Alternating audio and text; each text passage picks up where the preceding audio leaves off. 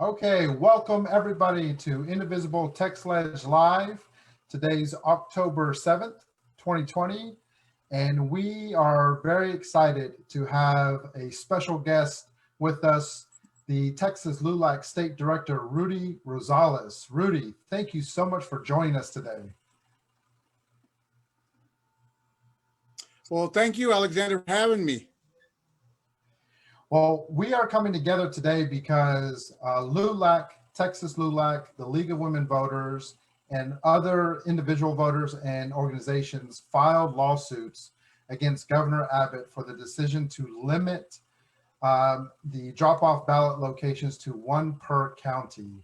And we'd really love the opportunity to be able to talk to you about this decision by Governor Abbott, as well as the lawsuit that was filed. So let's go ahead and jump into this. What does this decision that Governor Abbott made, what does this do for voting in Texas? And what is the impact of this kind of decision? I think the immediate impact is going to affect our seniors, who, with the fact that we're in the middle of a worldwide pandemic, let me repeat that, a worldwide pandemic. Whether the President of the United States or his fellow cohorts in the Senate want to recognize the reality and the devastation that this has in reference to Latinos in our community, as well as across the board with our seniors. I mean, I can't express to you how devastating this is, because without those extra ballot boxes, that means that people are going to have to line up at that one polling place to go in there, and it just puts them more at risk. And the governor should be, shame on you, Governor Abbott. Let me just say that out there, okay? Because this is just a blatant attempt to limit access to our seniors, to our Latino community, and especially when you're talking about the fact that you're only limiting it based on absentee balloting, which you're still going to have to go in person, you're still going to have a witness, and you're still going to have someone take it in. So this whole argument of security and making sure that the ballots are secure is hogwash. Okay, there's an old saying. I'm gonna use it because I love to use it when I can. Coach Darrell Royal, who won the first championship at UT, he used to always say, "Don't piss on my boots and tell me it's raining." And you know what? They're pissing on our boots right now. Well, that's a saying that I have not used in my life, but I look forward to using it in the near future. And definitely, I mean, this is an issue around, like you said, voter suppression. And it feels so clear to so many people in Texas that when you have a population the size that Harris County has, for example, that one location is not enough to serve all of those people. What is the outlook for this lawsuit from LULAC's perspective? And do y'all expect a decision to be made soon around this? And then what would be the impact if you're victorious, with the lawsuit that's been filed? Well, let me answer that backwards. So the impact, should they rule in favor of us, would be immediate, in that people could go to the different polling places that are legitimate polling places within Harris County. And it would also offer much more access to, like I said, our Latino community, our community in general. Now, there's one thing here. Houston has many nicknames, right? The Bayou City, Astro City, Oiler, but the latest moniker that it has, and I love this one, it's been deemed the most diverse city in America.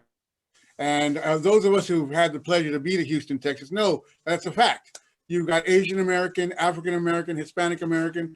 I mean, it is a beautiful mosaic of America and where we're going, and it's our future.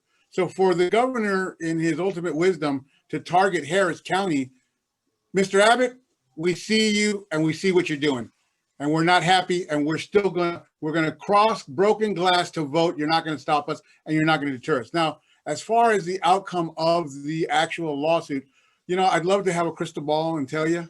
I will say this, in looking at the actual state statute, in which you have to have an open auxiliary or satellite office in order to do that. The law itself, from what I understand, it doesn't designate that you can or cannot use or use for drop-off places. So in that instance, in my opinion, I'm not a legal scholar nor my attorney, but in my opinion, it violates the spirit of what the law was intended to do if you have these satellite offices. So if they are allowed to open these offices and use them as election centers, and they are working, and I'll give you an example. Bexar County, we have one election office. That's it. So this doesn't affect San Antonio in the same way that it affects Harris. However, I will say this, you want to talk, we'll go back to the negative impact. This ruling will determine in the future whether Bexar County determines whether to open up satellite election office, which I hope will be in our future. But for right now, it's Harris County, and I'm going to, and I believe Travis County. And so what it is comes down to is the courts, whether they rule in favor of us or not, it's not going to deter us from telling people to get out and vote. Now, I would like to say that the legislation is on our side. I would like to say that the law is on our side. Let's see how courts rule. Thanks, Rudy, for that insight. Well, let's talk about how Texans can take action right now. You know, y'all have taken action following this lawsuit. Texans are reading the articles around what this is about. What is your recommendation for Texans to take action to try to add to the pressure for Governor Abbott to reverse this decision that he's made? Well, you know, I would first and foremost go online and look to see who your state representative is, who represents you in the state house. I'll go online and look to see who represents you in the Texas Senate, okay? And I would let them know that you are not happy that this executive order was done by our governor here in the state of Texas. While I applaud him, and we discussed this earlier, that there is going to be another week for early voting, and that's a great move. Closing down these centers for the mainly absentee voting is what it comes down to. To me, it's dumbfounding. It's unfair. It's un-American. It's un-Texan. Okay. So my main concern is that what can you do to take action? Contact your state house representative. Contact your senator, your Texas senator. Let them know you're not happy with this, because this doesn't. And I want to make one thing perfectly clear. This is not a Democrat or a Republican, Hispanic, Anglo, Asian, African American. This has nothing to do with any of that. This has to do with Texans coming together and doing our God-given right to vote. And if people don't understand that, if they can't appreciate the gravity in reference to this election, then I don't know what else to tell them, you know. But I will say this much. There was a gentleman up from the Midwest. I got to remember what state he was on, one of the national affiliates, MSNBC or NBC. And he was in line, I want to say in either Pennsylvania, wherever the early voting started. And he said, they said to him, they said, what are you, because by the way, he said, why are you in line? It's early voting. He says, I would crawl over broken glass to vote. And I want to stress that, you know, you don't have to crawl over broken glass, but there were people that came before you, people, American citizens, all of us who fought so that we could all have that right to vote. So let's not take it, let's not belittle it. Let's take it for what it's worth. And what it's worth is you're worth something. Your vote is worth something. Make it happen. Get out and vote. Absolutely. And thank you, Rudy, for those calls to action. At this time, we want to definitely highlight a few things for everybody. So I'm going to share my screen so that we can highlight a few things to help people stay informed on this particular issue. And so that way they can also take action as we've referenced, and Rudy gave a great recommendation of contacting your legislative representatives and senators.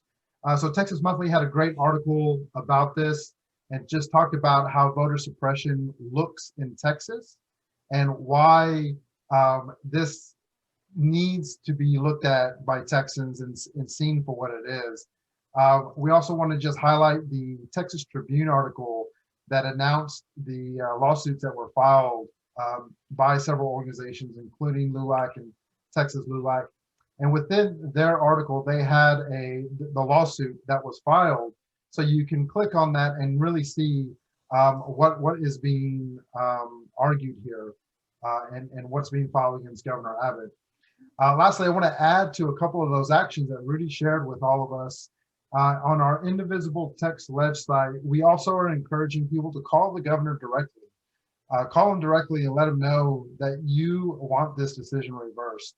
That the courts don't need to decide this. He can actually decide to reverse his decision, and that way we can move on with people voting, which people have already started, and they will have all of the access that they need to be able to secure and deliver their vote.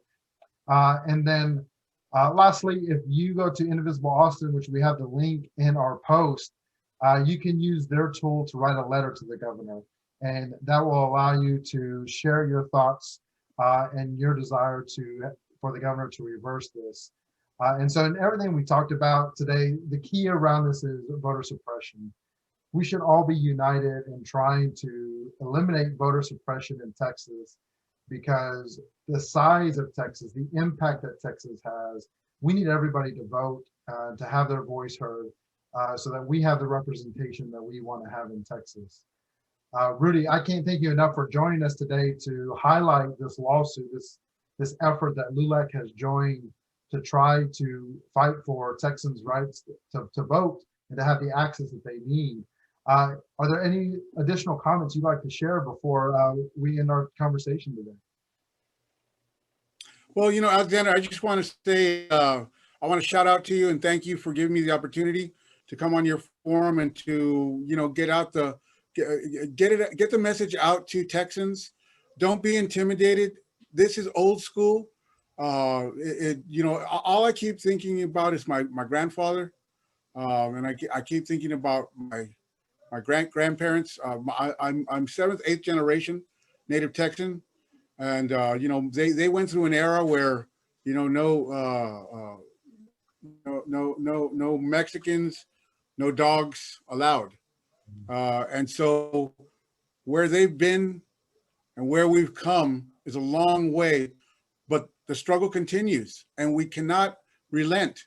And I think it's important to remember those that came before us that laid down the groundwork so that we have opportunities that we never had before. My father went to the University of Michigan, grew up in Ann Arbor, Michigan. I went to the University of Wisconsin. I lived in Madison, Wisconsin.